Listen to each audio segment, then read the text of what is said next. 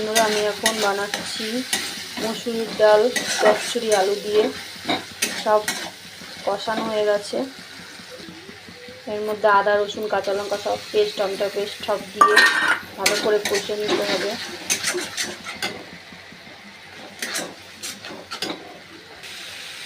আগে থেকে ধুয়ে রেখেছিলাম মশলার মধ্যে, ডালগুলো দিয়ে কষিয়ে নিচ্ছি। সামান্য একটু লবণ দিয়ে দিলাম। গামাখা হবে, বেশি ঝোল ঝোল হবে না।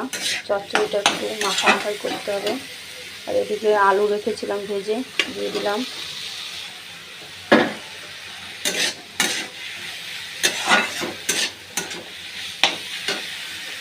দেখো আমার কষানো হয়ে গেছে। এবার সামান্য জল দিয়ে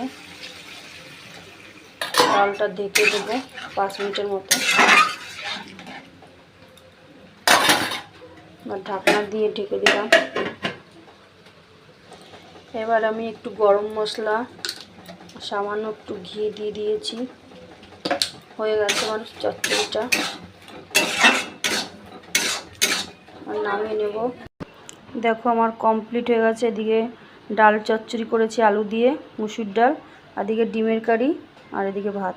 আমার রেসিপি তোমাদের ভালো লাগলে একটু কমেন্ট শেয়ার করবে। আমার পাশে থেকো। শুভ দুপুর সবাইকে।